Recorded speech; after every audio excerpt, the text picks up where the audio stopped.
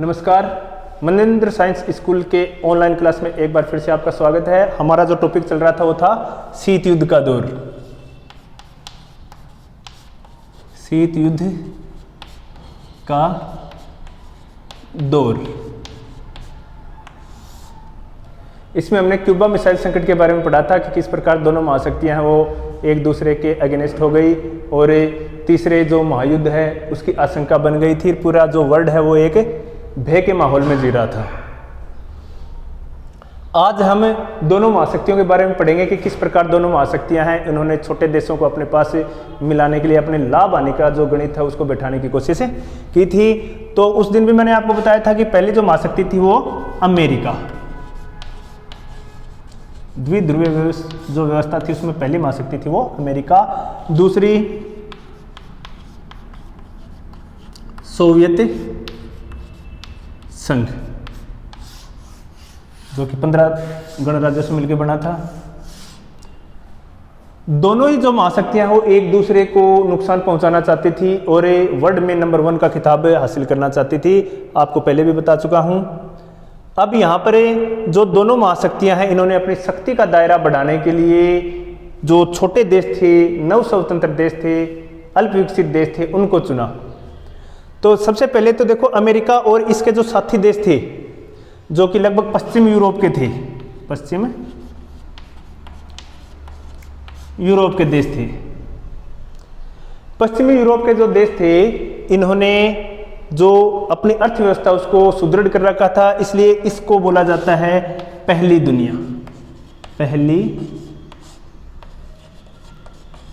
दुनिया क्वेश्चन आता है बहुत बार, पहली दुनिया से क्या से है? अमेरिका उसके जो साथी देश थे पश्चिम यूरोप के उनको पहली दुनिया बोला जाता है। दूसरा है सोवियत संघ और उसके साथी देश जो पूर्वी यूरोप के थे, पूर्वी यूरोप के जो देश थे उनको बोला जाता है दूसरी दुनिया। दूसरी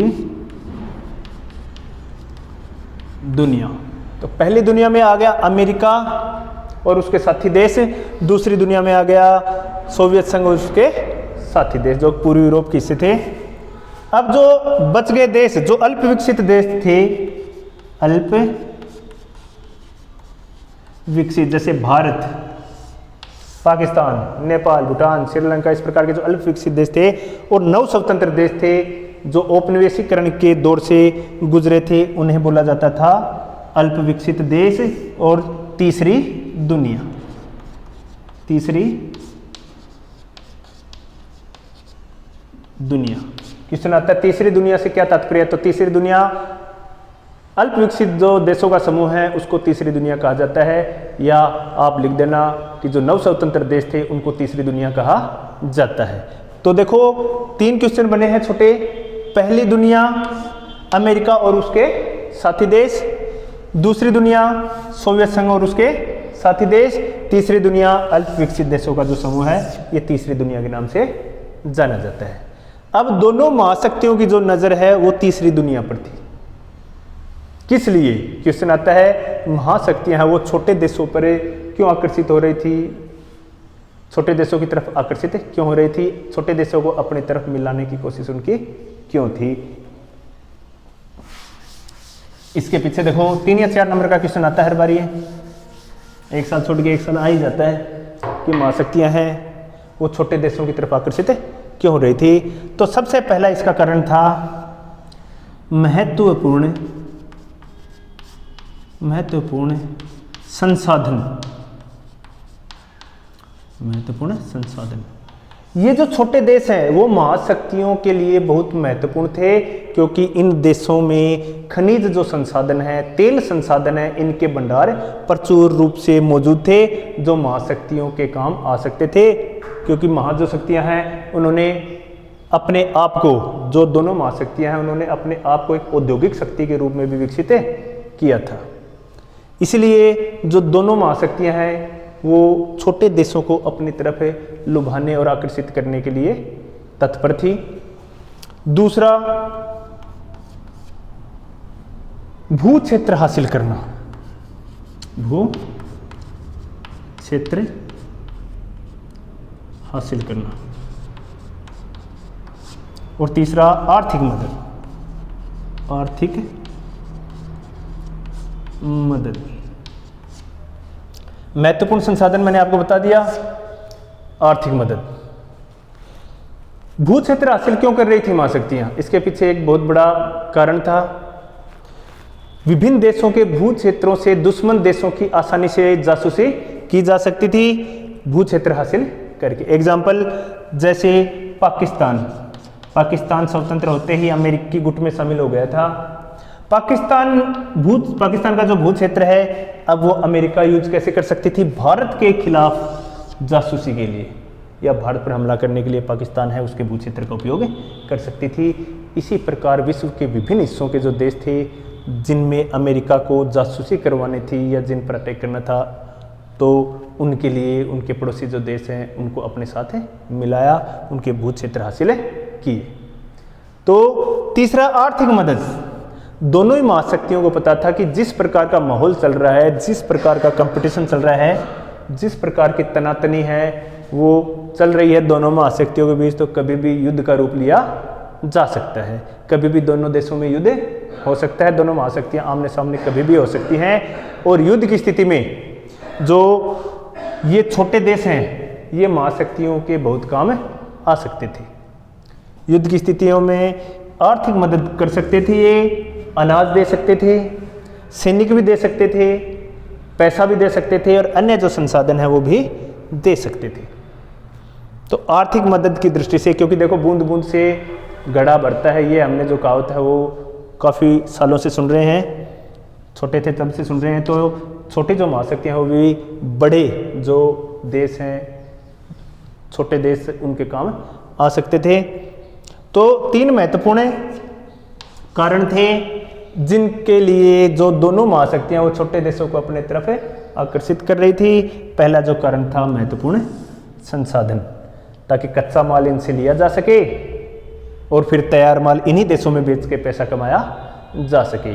बाजार भी आसानी से मिल रहे थे, फ्री के बाजार, एक तो कच्चा माल मिल रहा था और फ्री के बाजार भी मिल रहे थे। भू क्षेत्र जासूसी करने के लिए, सैन्य ठिकानों के लिए मिल रहा था, आर्थिक मदद भी मिल सकती थी। इसलिए ज़्यादा से ज़्यादा जो नव स्वतंत्र देश हैं, छोटे देश हैं, उनको महाशक्तियाँ लालच देकर, धमकाकर, डराकर किसी भी प्रकार अपने साथ मिलाना चाहती थी। और जो छोटे देश थे उनकी मजबूरी थी किसी एक महाशक्ति के साथ जाने की, ताकि जो पड़ोसी देश है शक्तिशाली उससे बचा जा सके।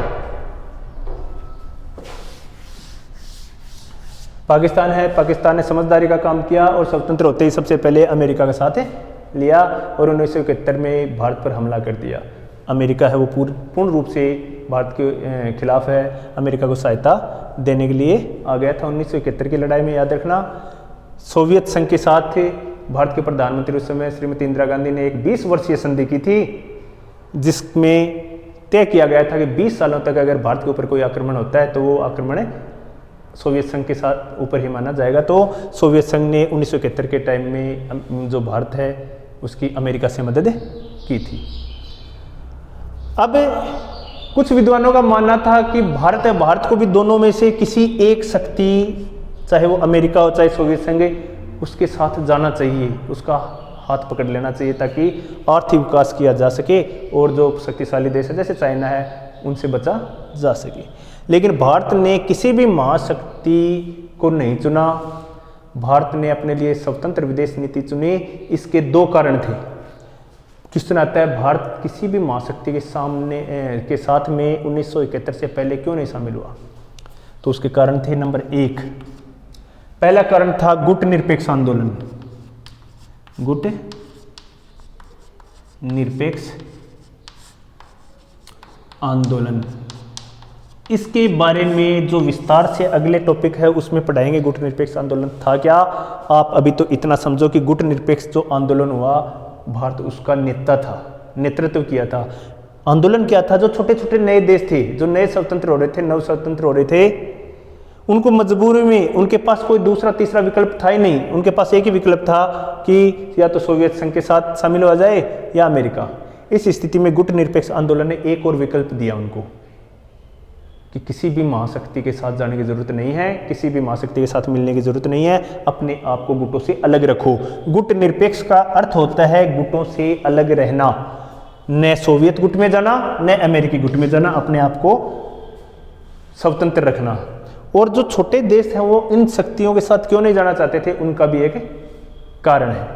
कारण ये था, छोटे देशों को पता था कि महाशक्तियां हैं वो इनको प्रौद्योगिकी तो देंगी नहीं, अपनी जो प्रौद्योगिकी है वो इनको कभी प्रदान नहीं करेंगी, इनका जो कच्चा माल है उनको वो ले जाएंगे और तैयार माल करके और इन्हीं से लाभ कमाएंगे। और ये देश जब इनके अंडर में आ जाएंगे, महाशक्तियों के दबाव में आ जाएंगे, तो उसके साथ में मिल जाएंगे, तो उसके बाद में जो महाशक्तियाँ हैं वो उनकी जो विदेश नीतियाँ उनको भी प्रभावित करेंगी। स्वतंत्र विदेश नीति कोई भी नहीं अपना सकेगा।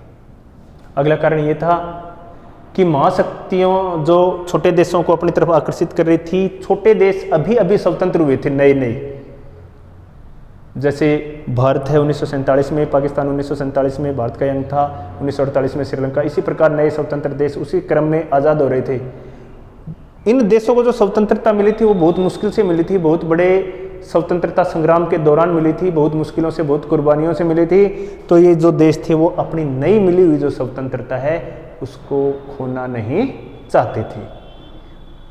इनको पता था इन शक्तियों के साथ शामिल होने का मतलब फिर से किसी न किसी महाशक्ति के दबाव में आ जाना। पहले ब्रिटेन के दबाव में थे, अब इनका उपनिवेश बन जाओ, तो इससे तो बढ़िया खुद स्वतंत्र रहो। तो गुट निरपेक्ष आंदोलन का जो नेता था वो भारत भी था, मुख्य नेता भारत, गाना, यूगोस्लाविया, इस प्रकार के जो देश थे वो, इंडोनेशिया जैसे देश है वो गुट निरपेक्ष आंदोलन के अग्रणी देश थे। इसलिए गुट निरपेक्ष आंदोलन है, भारत, इसका नेतृत्व तो भारत ने किया, इसलिए भारत किसी भी शक्ति के साथ शामिल नहीं हुआ। किसने आए कि भारत ने किसी भी महाशक्ति के साथ शामिल होना स्वीकार क्यों नहीं किया, क्योंकि भारत है उसने गुट निरपेक्ष आंदोलन का नेतृत्व किया था, गुट निरपेक्षता की नीति अपनाई हुई थी भारत ने। दूसरा, दोनों महाशक्तियों से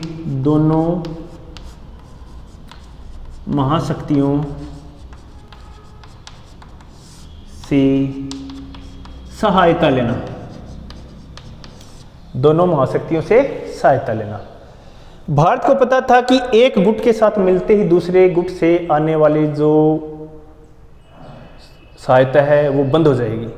अगर मान लो अमेरिका के साथ जुड़ जाते हैं तो सोवियत संघ सहायता, क्योंकि पहले दोनों महाशक्तियां भारत को सहायता दे रही थी, लालच दे रही थी अपनी तरफ मिलाने की, दोनों भरपूर मात्रा में कोशिश कर रही थी। उसका कारण ये था कि भारत है जनसंख्या की दृष्टि से विशाल था और इन महाशक्तियों की सैनिक मदद है और अन्य प्रकार की जो मदद है वो कर सकता था। भारत का जो बाजार है वो भी विशाल था, जिसमें जो दोनों महाशक्तियां हैं वो अपने उत्पादन को बेच सकती थी, इसलिए बहुत ज़्यादा ज़रूरी था।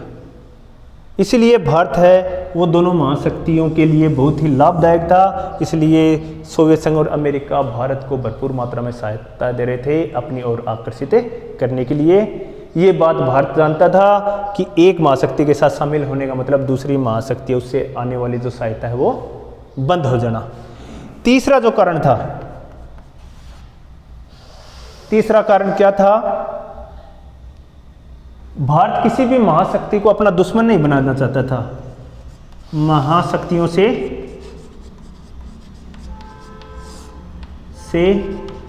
दुश्मनी,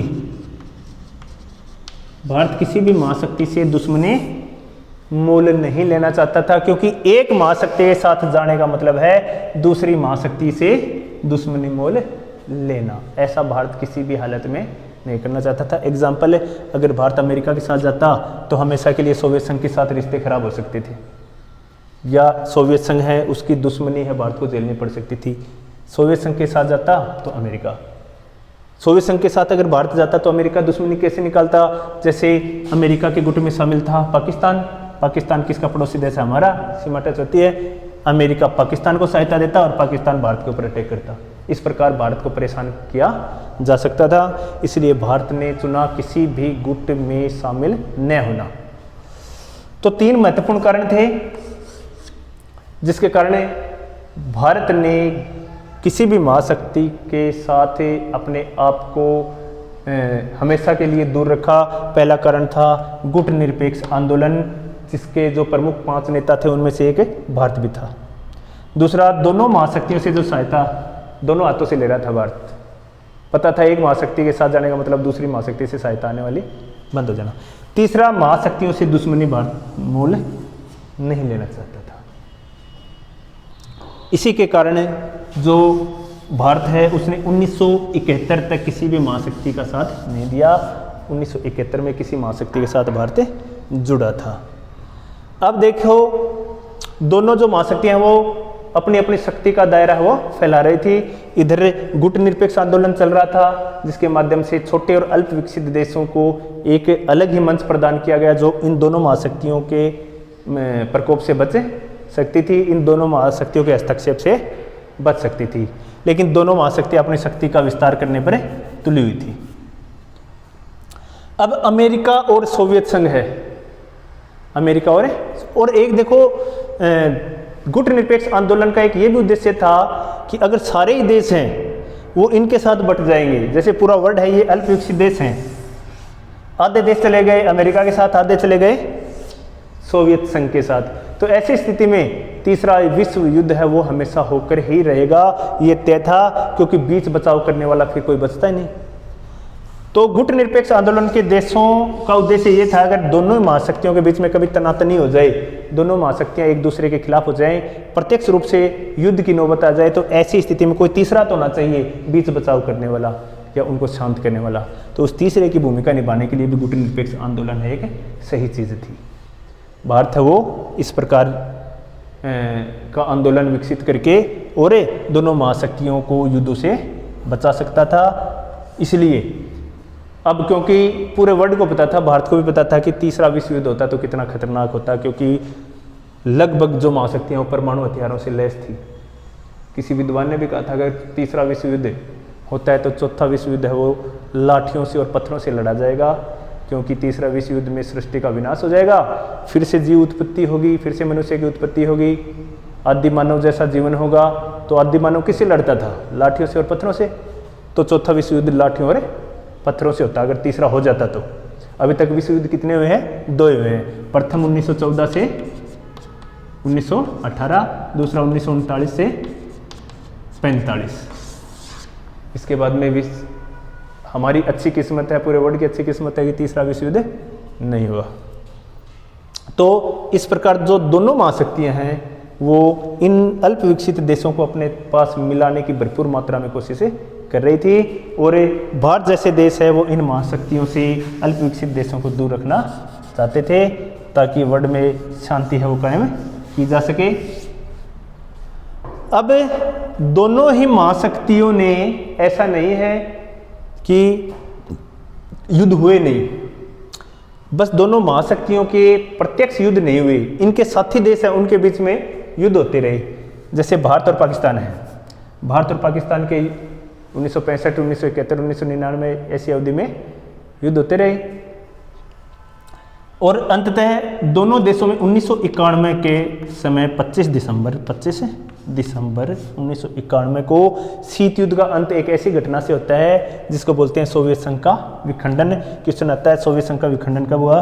25 दिसंबर 1991। याद रखना ये डेट बहुत महत्वपूर्ण है जीके की दृष्टि से।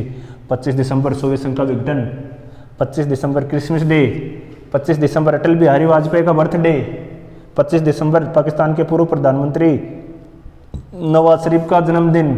तो बहुत सारे क्वेश्चन इस 25 दिसंबर से बनते हैं। अब देखो, अमेरिका ने, क्योंकि अमेरिका है वो सोवियत संघ से उस टाइम में कमजोर था, सोवियत संघ 15 गणराज्यों से मिला हुआ था, अमेरिका अकेला था, तो अपने आप को शक्तिशाली बनाने के लिए और सैनिक दृष्टि से मजबूत करने के लिए इन्होंने एक संगठन बनाया जिसका नाम था नाटो। सैन्य संगठन था, सैनिक संगठन जिसका नाम था नाटो। नाटो की फुल फॉर्म उत्तर अटलांटिक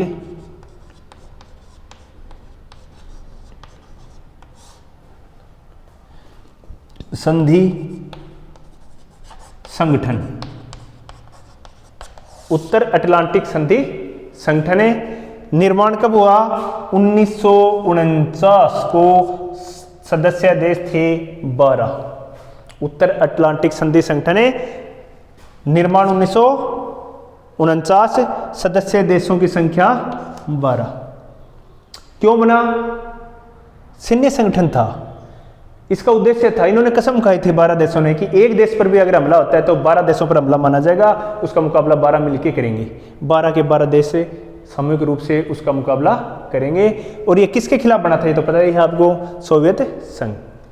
ठीक है, तो पहला जो सैन्य जो संगठन है वो लगभग बना था 1949 में। और शुरुआत किसने की थी? अमेरिका ने। क्वेश्चन आता है छोटा, शीत युद्ध काल के सैन्य संगठनों के नाम लिखो। तो देखो शीत युद्ध काल में जो सैन्य संगठन बने थे वो 4 बने थे।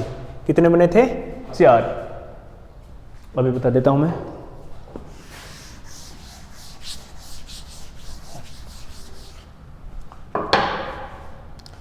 पहला नाटो कब बना? 1949। सदस्य देश थे 12। उद्देश्य था सामूहिक रूप से सुरक्षा करना अपनी। दूसरा, सोवियत संघ ने, अब अमेरिका ने जब नाटो बनाया तो सोवियत संघ कहाँ पीछे रहने वाला था? सोवियत संघ ने भी 1955 में एक सैन्य संगठन बना दिया जिसका नाम था वारसा पैक्ट। वारसा पैक्ट या पैक्ट की जगह संधि भी नाम आ जाता है। बहुत बच्चे कंफ्यूज हो जाते हैं कि वारसा पैक्ट क्या था या वारसा संधि क्या थी। पैक्ट क्योंकि बुक में पैक्ट दिया हुआ है, पूछ लिया संधि, तो काफ़ी बच्चे हैं वो सोचते हैं कि ये कोई संधि हुई थी, कब हुई थी पता नहीं, लेकिन वारसा है ये नाम आ जाए तो चाहे पैक्ट हो चाहे संधि 1955 में। उद्देश्य क्या था? नाटो से मुकाबला करना। किस लिए बनाई गई थी? नाटो के देशों से मुकाबला करने के लिए। किसका गठन हुआ था? वारसा पैक्ट या वारसा संधि का गठन हुआ था 1955। इसके अलावा 2 संगठन और बनाए गए थे, सीटो और सेंटो। सीटो और सेंटो 4 गठबंधन बने थे। सैन्य जो गठबंधन थे वो 4 थे। सबसे पहला जो सैन्य गठबंधन था नाटो, जिसकी स्थापना हुई थी 1949। इसके बाद में वारसा 1955, सीटो और सेंटो, जिसमें से 3 जो थे नाटो, सीटो, सेंटो, ये अमेरिका द्वारा, ये जो पश्चिमी जो गुट था उसके द्वारा बनाए गए थे। और एक था वारसा जो पूर्वी गठबंधन के द्वारा बनाया गया था। तो इस 4 सैन्य गठबंधन बनाए गए थे, अपनी अपनी सामूहिक सुरक्षा के लिए बनाए गए। क्वेश्चन आता है चारों के चारों गठबंधन किस लिए बनाए गए थे? तो अपनी सामूहिक सुरक्षा के लिए बनाए गए थे, क्योंकि दोनों जो महाशक्तियाँ एक दूसरे को भरपूर रूप से नुकसान पहुंचाना और दोनों को एक दूसरे के लिए खूब मजबूती से तैयार करना अपने आप को जरूरी मानती थी। इस दौरान देखो आपको बताया 25 दिसंबर 1991 को सोवियत संघ का विघटन हो गया। उसके भी देखो बहुत कारण थे जो आगे अपने पढ़ेंगे जब टॉपिक आएगा। हल्का सा बता देता हूं। जो अमेरिका है, अमेरिका ने पूंजीवादी व्यवस्था अपनाई थी जिसके अंतर्गत सब कुछ निजी हाथों में था।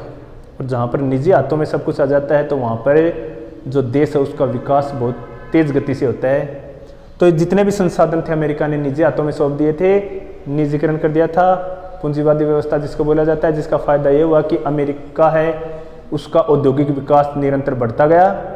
सोवियत संघ है, सोवियत संघ में सब कुछ जितने भी संसाधन थे वो राज्य के हाथ में थे, सरकारी कर्मचारियों के हाथ में थे। सरकारी कर्मचारी हैं, उन्होंने जनता है उसको दबाया, जनता है वो अपने आप को दमित महसूस करती थी। इसलिए जो सोवियत संघ है उसका धीरे धीरे पतन होता गया। सोवियत संघ में सिर्फ एक ही देश ऐसा था जिसकी स्थिति है वो सुदृढ़ थी और जो सबसे ज़्यादा संसाधनों का यूज करता था, उस देश का नाम था रूस। रूस की चौधर चलती थी, सीधी सी बात यही है। अन्य 14 गणराज्य इससे नाराज थे क्योंकि 15 गणराज्यों से मिलकर सोवियत संघ बना, लेकिन चौधर एक की चल रही है, किसकी? रूस की। तो 14 जो गणराज्य इनकी जनता वो अपने आप को अपेक्षित महसूस करती थी, दमित महसूस करती थी। दूसरा, पूंजीवादी जो देश थे उनकी जो प्रगति का ज्ञान है वो सोवियत संघ के गणराज्यों को हो चुका था कि किस प्रकार का वहाँ उन्नत जीवन है। इसके कारण भी इनमें राष्ट्रीयता का उभार आ गया। अब जो सोवियत संघ था उसमें सभी गणराज्य एक जैसे नहीं थे, कुछ विकसित थे और कुछ गरीब गणराज्य भी थे, अल्प विकसित थे। तो विकसित गणराज्य सोच रहे थे कि ये जो गरीब राज्य हैं इनकी कीमत है वो इनको चुकानी पड़ रही है, इनके द्वारा कमाए गए संसाधन है वो इन देशों में लगाए जा रहे हैं, तो इनको इनकी कीमत चुकानी पड़ रही है, जिसके कारण इनका जो आर्थिक विकास है वो नहीं हो पा रहा। इसके कारण भी क्या है, सोवियत संघ का विघटन हुआ और होना ही था। पहला विघटन के लिए उत्तरदायी सोवियत संघ खुद, संस्थागत बनावट जो थी वो खुद की थी। दूसरा जो दूसरी कमी थी वो किसने पूरी की, अमेरिका ने पूरी कर दी। तो देखो आज के जो हमारे टॉपिक थे, आज का जो हमारा टॉपिक था उसमें से जो महत्वपूर्ण क्वेश्चन बनने वाले हैं वो क्या है, आप भी इनके देखो, आपने टॉपिक पढ़ा है, आप भी अगर इन चीज़ों के जवाब जानते हैं, अगर आपने ढंग से वीडियो देखा है तो कमेंट में इनके उत्तर आप ज़रूर बताना। सबसे पहला जो क्वेश्चन है वो ये है कि नाटो की स्थापना कब हुई। रिपीट कर रहा हूँ, नाटो की स्थापना कब हुई और नाटो किस प्रकार का संगठन था, आर्थिक संगठन था, सैन्य संगठन था या राजनीतिक संगठन था। दूसरा, वार्सा पैक्ट बनाने का उद्देश्य क्या था और इसकी स्थापना कब हुई। तीसरा जो क्वेश्चन है वो है प्रथम विश्व युद्ध है उसकी समयावधि क्या थी और ये कौन से दो गुटों के बीच में लड़ा गया। कमेंट में ज़रूर इसके उत्तर आपको देने हैं। 3 क्वेश्चन मैंने पूछे हैं, उन तीनों क्वेश्चनों के उत्तर आशा करता हूं कि सभी जो बच्चे ये वीडियो देख रहे हैं वो इनके उत्तर हैं वो ज़रूर देंगे। और अगला जो हम टॉपिक लेके आएंगे, जब भी टॉपिक लेके आएंगे तो अगला हमारा जो मुख्य रूप से टॉपिक होगा वो गुट निरपेक्ष आंदोलन पर होगा। सोवियत संघ का विघटन क्यों हुआ, उसके लिए जिम्मेदार कारक क्या थे, उसके लिए होगा। और वो कौन सी घटनाएं थी जिन्होंने अमेरिका है उसको और भी ज़्यादा शक्तिशाली बना दिया, वो होगा। जापान के ऊपर अमेरिका ने जो बम है वो क्यों गिराए, वो होगा। और इसी प्रकार के दोनों बुकों के बहुत सारे टॉपिक लेके हम आपके सामने हमेशा उपस्थित होते रहेंगे। तब तक आप वीडियो देखते रहिए। आपसे एक अनुरोध है कि वीडियो देखने के साथ इसको शेयर जरूर कर दिया करो, लाइक और कमेंट करना न भूलें बिल्कुल भी, क्योंकि मनिंद्र स्कूल का जो ये ऑनलाइन चैनल है इसमें किसी भी प्रकार की किसी भी बच्चे से किसी भी प्रकार का शुल्क नहीं लिया जाता, किसी प्रकार की रजिस्ट्रेशन फीस नहीं ली जाती। ये हम लोग आपको निःशुल्क व्यवस्था है, जो निःशुल्क सेवा है वो प्रदान कर रहे हैं। बस आपको करना क्या है, लाइक कमेंट और इसको शेयर करना है ताकि हमारा भी हौसला बढ़ा रहे और इस प्रकार हम आपकी निःशुल्क और निस्वार्थ भावना से सहायता करते रहें। अगले वीडियो में मिलते हैं, तब तक के लिए जय हिंद, जय भारत, धन्यवाद।